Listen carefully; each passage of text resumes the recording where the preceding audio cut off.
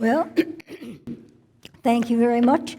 I'm much more comfortable talking about chemistry than I am talking about esoteric matters, but I'll give it a shot. Now, can you turn that, is that volume a little too high? Is it okay? Okay, so what I want to do is to try to put some ideas about how modern education is working now and show how it's helped the development of man's evolution in the past and how it hopefully will lead to progress in the future. Now, 10,000 years ago, primitive Cro-Magnon man would crouch before a blazing campfire and contemplated the might of the gods as they rent the sky with brilliant flashes of red. The mystery of nature filled him with terror and awe. To him it seemed beyond his comprehension. Only the gods could hope to influence the powers of nature. Primitive man could hope to influence these powers in turn only by influencing the gods. His feelings towards them were mixed with fear, for they had the power to destroy him if they wished. Today, modern man sits comfortably in his living room as he watches bombs being dropped in Syria or Afghanistan. He too may be filled with awe, but it is not at the power of the gods, but at the power of man himself. And he too may be filled with fear, fear of his power to destroy all of mankind, indeed to destroy the future. The fear that cast the shadow over primitive man was gradually overcome through his intellectual development. How can modern man's fear be overcome? How can he ensure that his understanding and control over nature and over the impulses that arise within himself will not destroy the future, but will instead lead to a future worth contemplating? The answer to this question lies at least in part with education. The development of man's physical form, from atoms, molecules, to single cells, to Homo sapiens, is relatively evident. But his evolutionary change has continued through changes in values, in his intellect, in his cultures, in civilization. Now, according to the famous biologist Loren Eisley, the most terrible explosion in the world occurred when the human brain appeared somewhere around 600,000 years ago. Perhaps this was the moment when the solar angels planted the seed of mind in animal man. That brain and that mind have continued to evolve and have produced some of the most wondrous creations around us. But they have also led to death and destruction on an enormous scale. Today, evolution continues in unexpected ways, as Siri in your iPhone, as self-driving cars that can cross 6 lanes of the interstate highway without crashing. It's pretty amazing. Such evolution holds great promise, but it also presents tremendous problems. Modern-day education must confront these problems and must develop strategies to deal with them. So let's first try to place the role of education in a broad context, noting that it presents students with an expanded view of the world, both in its physical breadth and its intellectual depth. Modern man uses the Hubble telescope to view the vastness of outer space. It appears infinitely large. He uses the electron microscope to examine the shapes of molecules. They appear infinitely small. Man, as Pascal has said, is suspended between two infinities. On the one hand, he is a colossus. On the other hand, he's but a speck of dust. Modern education allows students to grasp this idea and helps them understand man's place in the universe. Thus, education today basically deals with the unfolding of the mind, with the refinement of mental substance. I sometimes wonder why man has the brain that he does. He didn't have to be able to do Fourier transforms in order to survive in nature. And yet he has a brain that's capable of the most complex mathematics. Why? Surely the Logos brought this potential into being for a reason. And perhaps it's because of man's role as the agent of the third aspect of the Logos, that of intelligent activity. The current time in human development may in fact become defined by the expansion of the creative thread and by its full use by the enlightened personality. So while education helps students appreciate man's place in the universe and helps provide the foundation for deeper thinking, modern education also has some more mundane roles, and we'll have to deal with some of those. Of course, one obvious objective is the transfer of knowledge. New discoveries are built on the foundation of previous knowledge that is transmitted from generation to generation. As Isaac Newton has said, "If I have seen further than others, it is by standing on the shoulders of giants." New insights don't generally spring fully formed into the mind. That may appear to be the case in moments of inspiration or in brief contacts with the intuition. However, the groundwork for the new perceptions has generally been laid within the mind itself, which must act as a transmitting agent between the higher mind and the brain. The lower concrete mind must have the tools and the pathways available to act as that transmitting agent. Education tries to provide some of those pathways and some of those tools. So one goal of university education is simply to expose the student to fundamental ways of thinking in different areas. Let's take chemistry, for example. I have to mention chemistry at least once. So freshman chemistry, a course beloved by most students, I'm sure. Freshman chemistry provides the foundation for all the higher levels of chemistry courses. So students take that because they have to have the foundational knowledge. And that's one of the things that university education can do. In education in the new age, DK indicates that one of the major goals of education is to provide information, or to help the mind deal intelligently with information coming from the brain. It's to help develop that mind-brain interface effectively. So a general course, a foundational course, helps build a firm foundation on which future learning can take place. Knowledge is growing at a tremendous rate. Scientific information alone doubling every couple of years.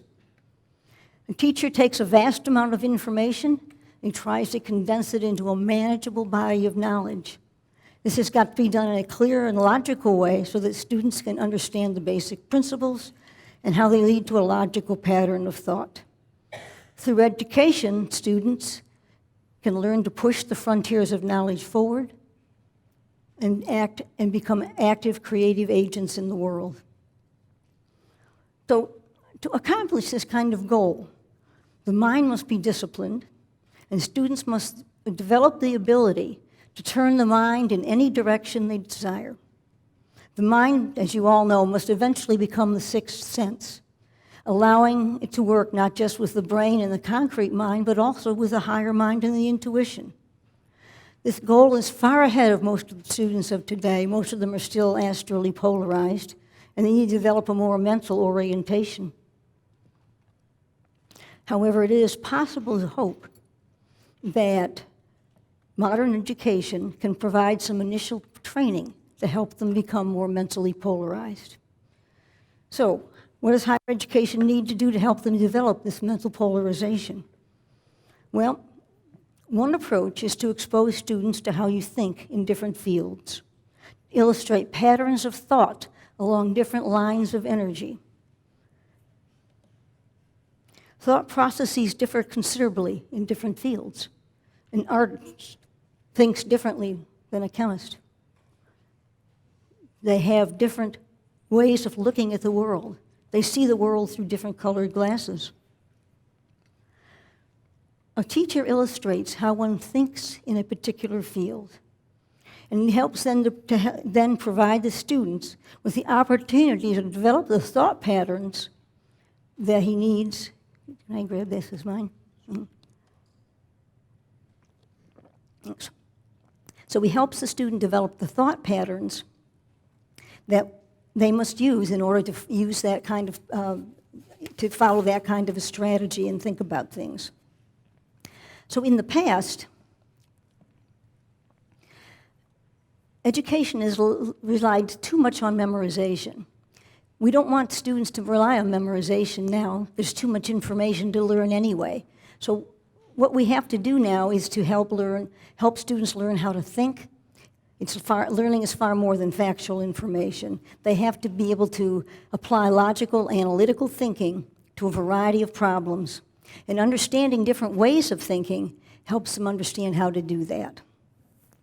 And eventually, actually, students need to develop discernment.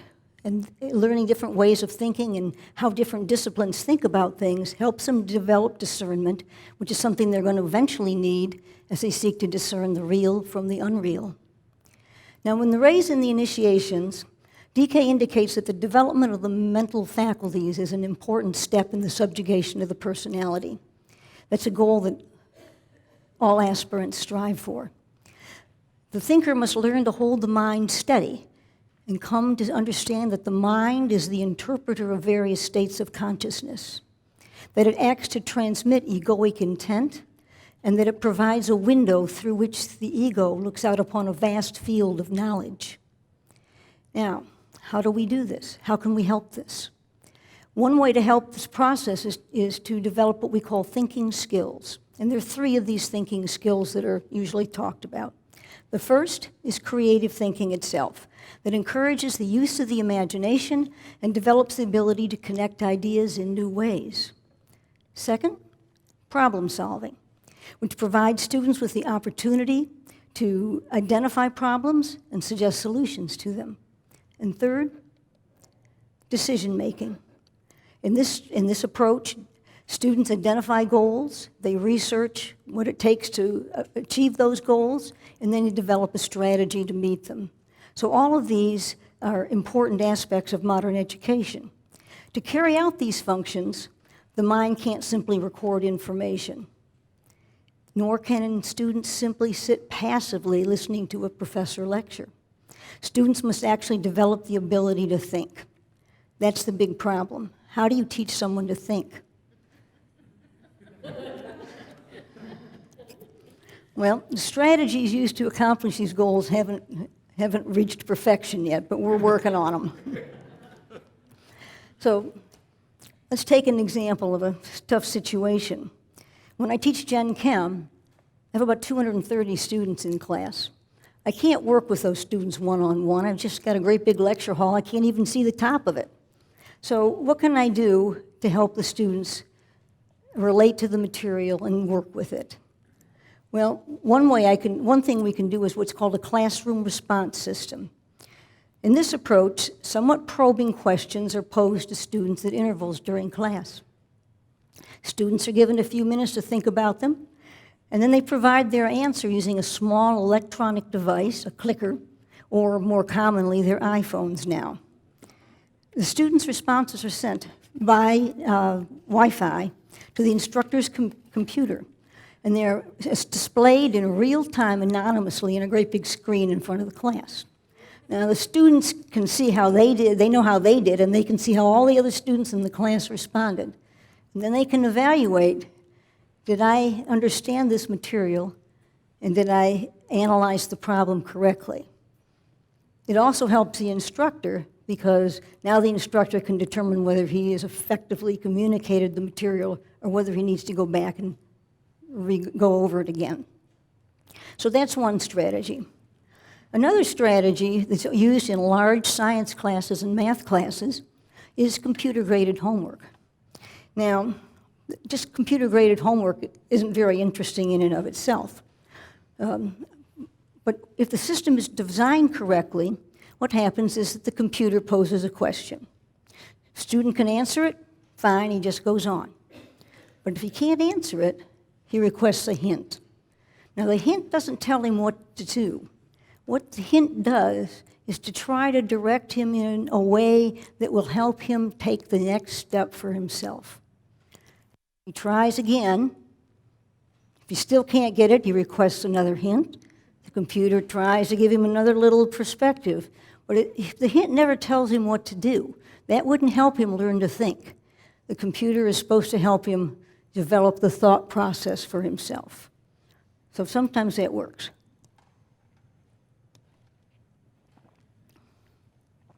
Now, perhaps one of the important things that we find in modern education is that you got to try to provide a positive attitude on the part of the students toward the material. And this is perhaps easier done by using videos.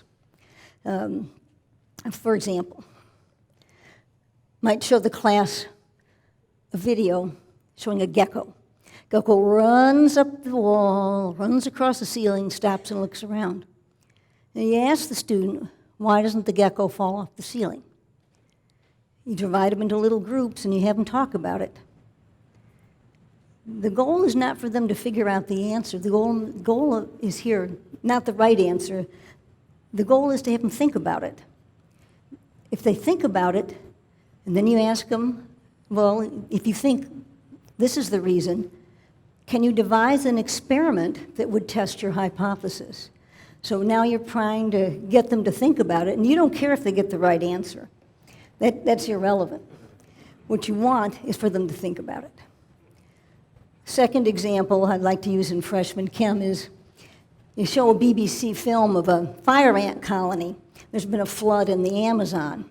And the fire ants, of course, want to survive the flood, so they build a raft out of their own bodies. They put their queen and their eggs and their young on the raft, and then they float along the flood until they come to a new safe place to make a new colony. What you ask the students then is, well, how do they manage to make a raft? Why don't the ants on the bottom die? Why don't they drown? How can they do this? And again, you simply ask them to think about it and then try to devise an experiment to test their answer. It doesn't matter what their answer is. The important thing is to get them to think about it. Now,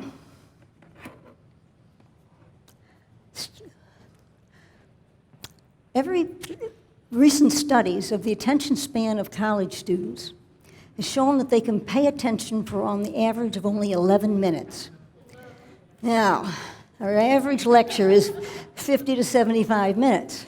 So you can't just keep babbling on. You got to try to break up the lecture somehow. You know, the mind tends to wander. We hear and read in the Gita, but the mind is restless, turbulent, forceful, and unyielding. To control it is as hard as to control the wind. You all know that. Probably some of your minds have started to wander away already. So I want to give you 2 minutes. In those 2 minutes, I want you to think about this question and just chat with your neighbor. We don't have time to do any rearrangements here. Just chat with your neighbor about this question. If you received some higher education, what was its most meaningful aspect to you? What was the greatest impact it had on your life? And I'll ask Siri to time us for 2 minutes so that you can just chat with your neighbor. And let's see if you'll do that for me here. All right, go.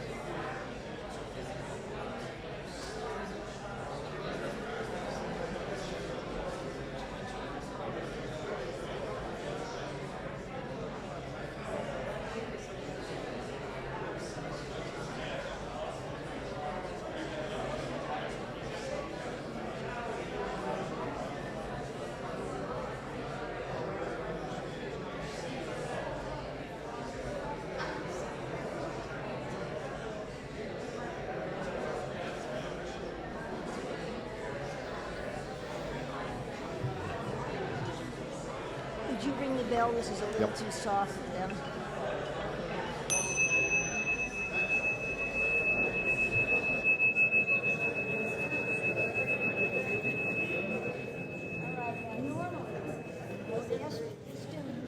Volunteer some of their answers, but in the interest of time, I'll ask you to save that for the discussion period. Now, over the past 15 years or so, there's been an increasing recognition that education is a two-way process, that teaching and learning go hand in hand. A teacher can only do so much in bringing new knowledge and ways of thinking to students.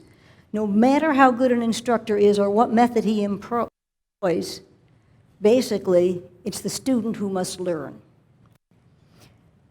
This requires an active process with a significant degree of intellectual engagement on the part of the student. Active learning is essential. Now, for a large class, one of the practical ways to do this is to present challenging problems to students, and to do that where the students can work on the problems in groups. DK, as we know, says that group work in the future will become the norm, and much of this work will be carried out on the mental plane, but of course, working together in groups on the physical plane is a good, very useful training for students. Now, one of the strategies that people generally use, particularly if they have a large class, is to divide the class into small groups of 4 or 5 students at the beginning of the semester. So the students are going to work in these same groups for the entire semester.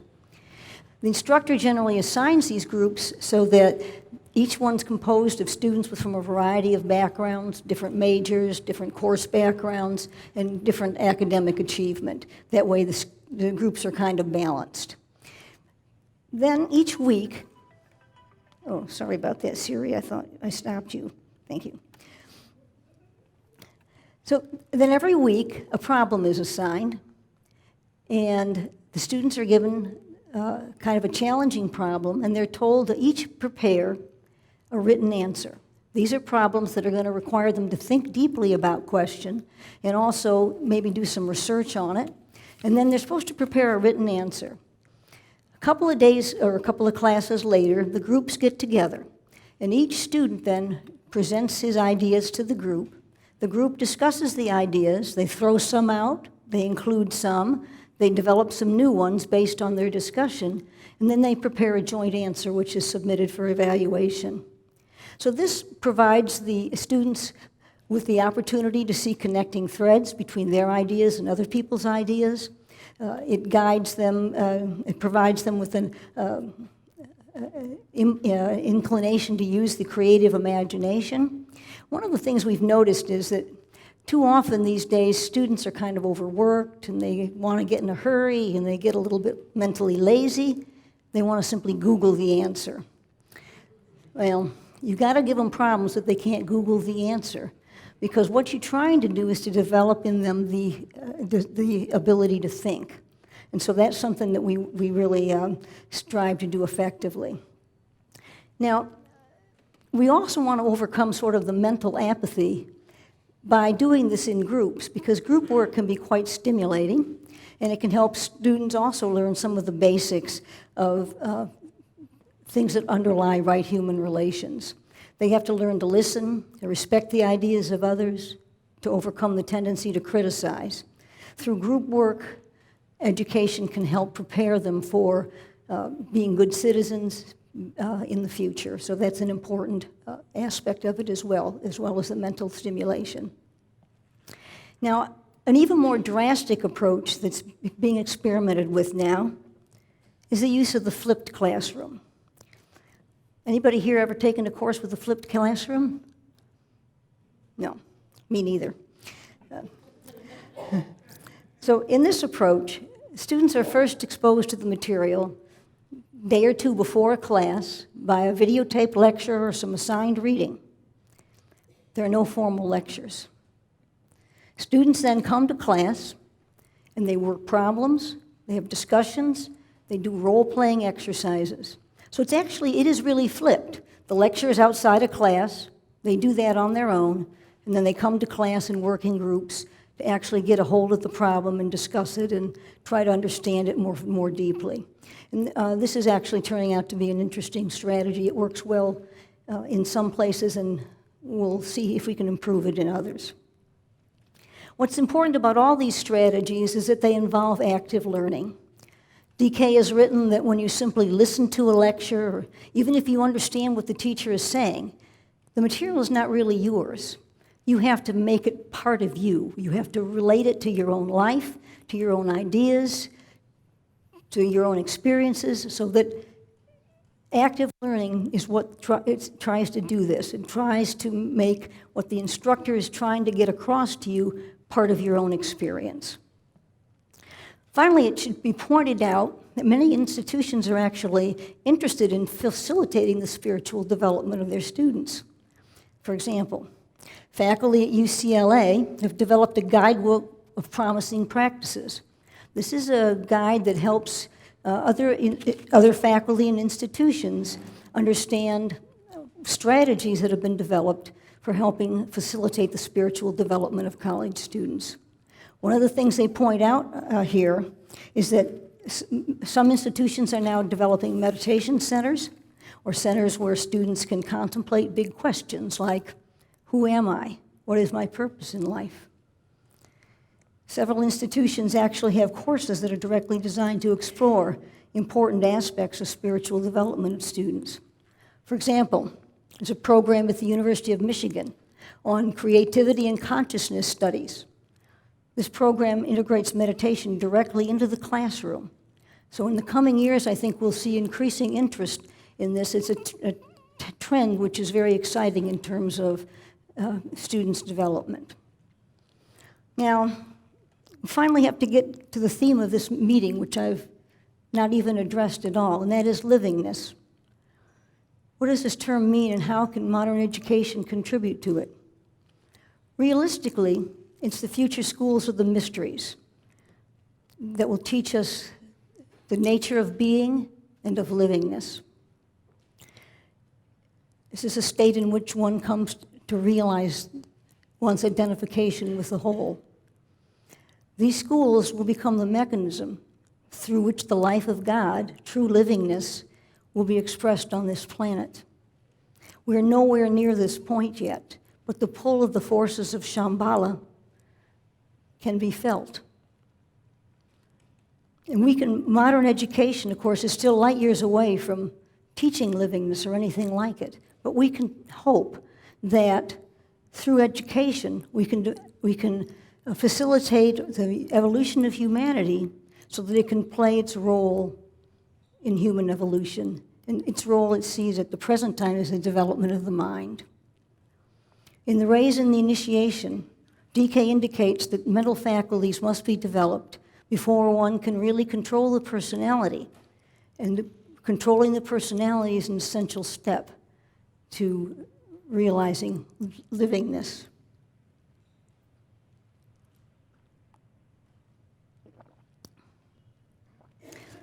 Now, returning to our initial theme of the role of education.